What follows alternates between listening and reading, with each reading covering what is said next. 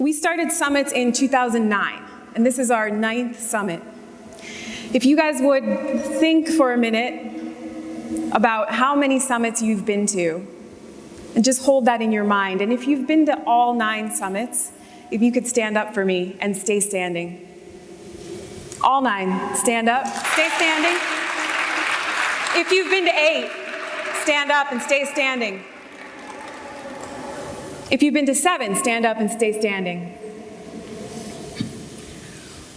Yeah, there's some familiar faces. I almost said old, but we'll say familiar, a kind of an old guard, if you will. Thank you guys, you can sit down.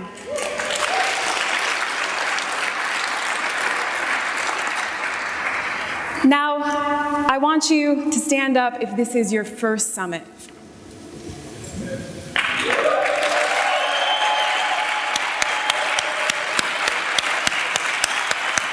Welcome.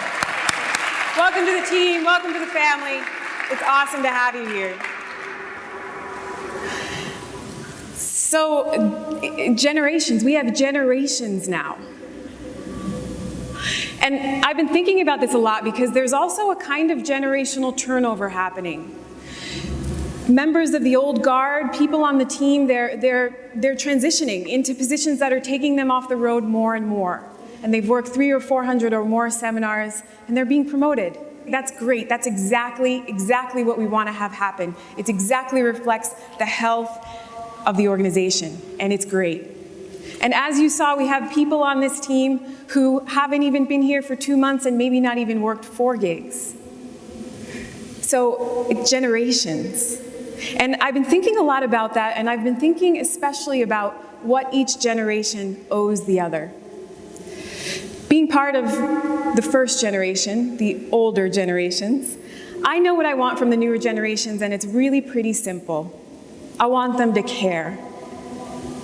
I want them to really care about preserving and transmitting the potency of the technology and culture that is so uniquely CrossFit. The technology, constantly varied functional movements executed at high intensity, eating meats and vegetables, nuts and seeds, some fruit, little starch, and no sugar in the right quantities. It's the key to staving off chronic disease, to maintaining functionality, work capacity, health across a lifetime, the technology and the culture. The culture of being committed to what works, results, the truth, no bullshit. The culture of being excellent, service-oriented, humble and inclusive ambassadors of the brand, to being and making great coaches and better humans. I want the new generations to care, to really care about preserving and transmitting those things. And from my vantage point, the preservation aspect of this becomes more and more critical with each passing year. The reason for that is that we've changed the landscape. We've changed the face of the fitness industry, so much so that it's just how people work out now. It was really trippy. There was a quote from Greg posted on one of our Instagram properties, and it's an older quote, and I hadn't heard it in a long time. I'm sure you guys will recognize it. And it was, blur the distinction between strength training and metabolic conditioning for the simple reason that nature's challenges are blind to this distinction. And I read some of the comments, and it struck me that the community had experienced a generational turnover as well.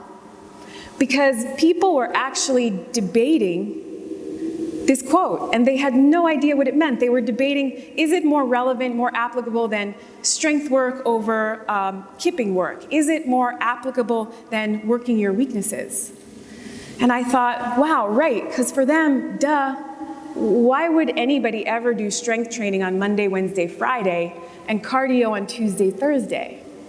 I mean, these people grew up on CrossFit like our generation grew up on bodybuilding. The basic tenets of our fitness revolution are now commonly accepted as simply the way to work out. But ironically, it's exactly therein that the current challenges lie, and that the current dangers lie, if you will. The challenges now look like knockoffs and watered-down programs. They look like people in our own community trying to retell us our story with a different focal point, like they invented something new. Or maybe just innocent misunderstandings of the program that look like us but miss the mark. Beyond that, there are corrupt organizations, legitimately corrupt, that rip off what we do and twist our messages. Their intent isn't truth and efficacy. It's money, it's market share, and it's maintaining their own dwindling status. These are the academic frauds, the evil doppelgangers like exercise is medicine. These are the old stewards of the fitness industry who sat back and watched and protected their market share while the whole world got sicker. Yeah.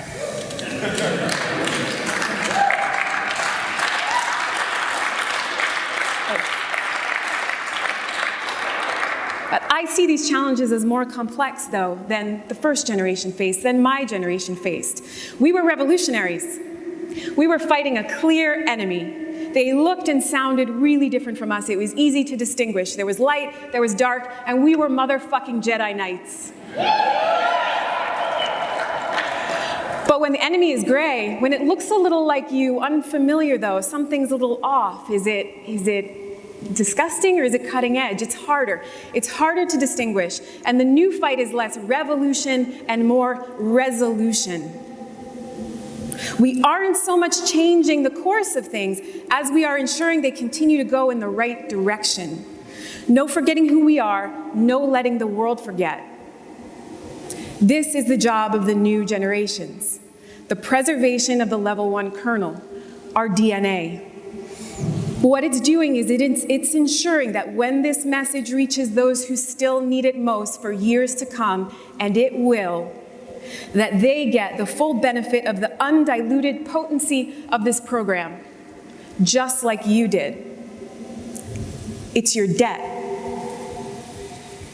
It's your mission, and we've entrusted it to you. So you're all motherfucking Jedi Knights too, no matter your generation.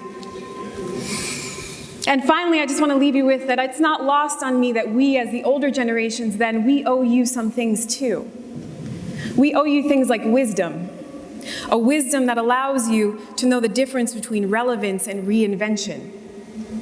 That newness and novelty, bells and whistles, don't make something better or most relevant. We owe you our recognition of ourselves, that it's a different hour for us, and that we'll do our best work by developing you. And in that vein, we owe you events like this, where we connect, recalibrate, and refuel, where we dig intently into the fundamentals, the timeless, breathtakingly simple truth, efficacy, and beauty of who we are. And that's what we're going to do over the next 2 days, and hopefully beyond. All of us with the privilege to mentor you and to stand in front of you. And I am really, really looking forward to it. And I hope you are too. Thank you.